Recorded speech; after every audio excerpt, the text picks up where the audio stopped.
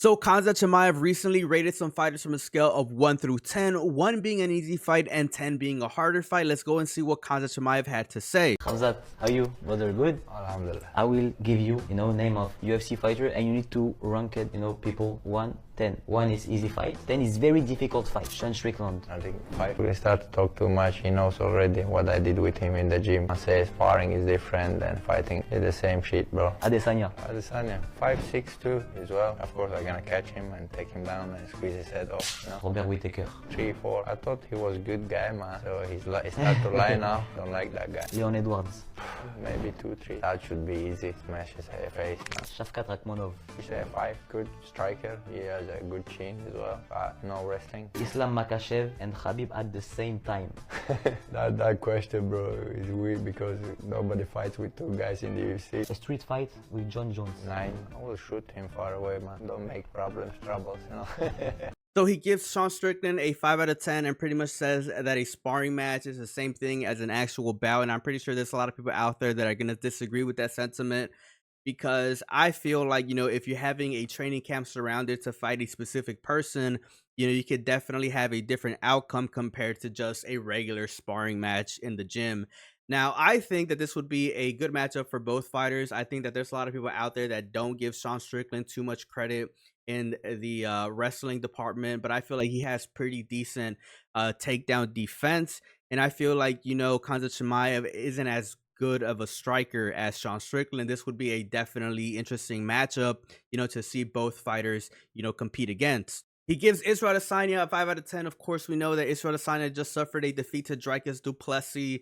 In my opinion, I feel like in that matchup, we saw things that we normally don't see from Israel Adesanya. He had some very interesting decision making. Of course, we see Israel Adesanya usually be like a defensive counter striking type of person, but he was pushing forward a lot, fighting Dricus du Plessis. And in my opinion, he found himself in a lot of interesting positions.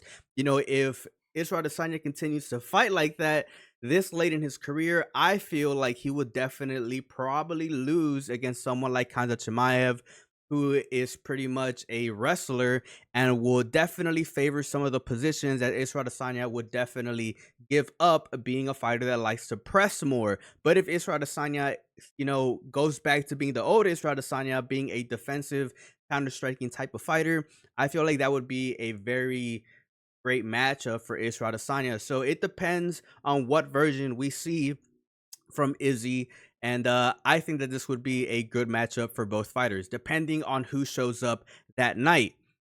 He then gives Robert Whittaker a 3 out of 4, a 3-4, and this might just be a little bit of a trash talk. I'm pretty sure that he does respect Robert Whittaker a lot. He is a former champion. He is a top-level fighter in their division, and I just feel like, with that matchup coming around, of course, we're going to expect to see some level of trash talk, and I think that this is a good example of it. He gives Leon Edwards a 2 out of 3, and I honestly really respect this, because this would probably be, my expectations for this matchup as well. If we see Khamzat Chimaev ever facing off against Leon Edwards, I would definitely favor Khamzat Chimaev to win that fight.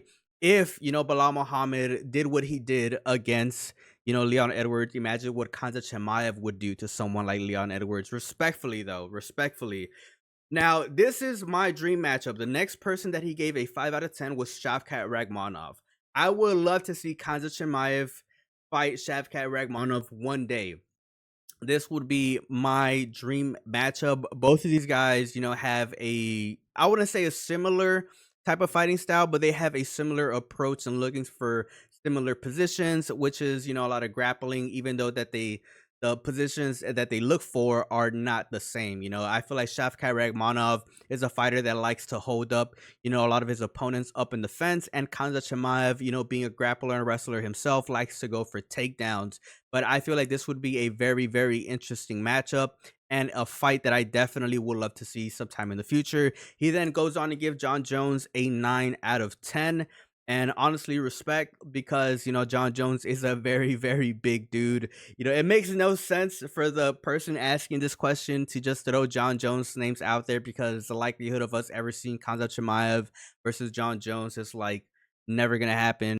Now, in other news, Movsar Evloev is officially out for UFC 307 due to no one wanting to face off against him. Of course, we know that Aljamain Sterling pulled out of this fight earlier this month due to an injury.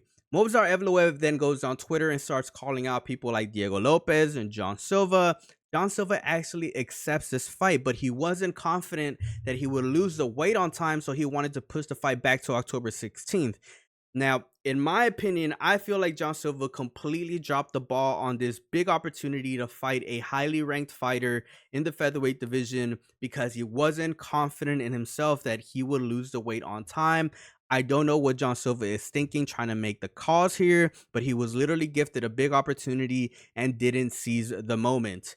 Now, then John Silva goes on Instagram and pretty much tries to call out Movsar Evloev for not wanting to fight him. And he's pretty much telling him that he can enjoy the time that he has right now, not facing off against him, even though John Silva was pretty much given an opportunity and didn't seize the moment. Now, I think this would have been a great matchup, Movsar Evloev versus John Silva, but of course, some fighters out there just don't want to risk, taking losses, in their career, and I completely understand that, but I feel like if John Silva really wanted to, he could have made the weight for UFC 307, if I'm just being completely honest. I feel like John Silva had everything to gain and nothing to lose in this matchup, but let me know what you guys think down in the comment section below. Now, to wrap up this entire video, Conor McGregor apparently is going to compete in the BKFC after he finishes his career in the UFC. Now, in my opinion, I really don't think this is ever going to happen, ladies and gentlemen. Conor McGregor is 36 years old. He has 2 fights left in his UFC contract. In my opinion, if we ever see Conor McGregor, come back to combat sports, we're probably going to see him lace up some gloves and take on some boxing matches. But I don't think that he's ever going to compete in the BKFC. I don't think that, he's ever going to do, bare knuckle, boxing, right? He's too rich. He has too much money. I'm even doubtful that he'll even come back to the UFC. He has 2 fights left in his contract. He was supposed to fight earlier this year, pulled out. Then we hear news that he's going to fight in December. That's not going to happen. So if we do see Conor McGregor, it's probably going to be next year. He's going to be 37 years old. He's going to be closer to 40. I really don't see Conor McGregor ever competing, after, the UFC. And if he does, like I said, ladies and gentlemen, it's probably going to be, in some boxing matches for some big paychecks. But BKFC, I just don't see it happening. But let me know what you guys think down in the comment section below. As always, it's a pleasure. Subscribe to the channel if you guys enjoyed this video. Leave a like, comment. Peace out. Have a good one.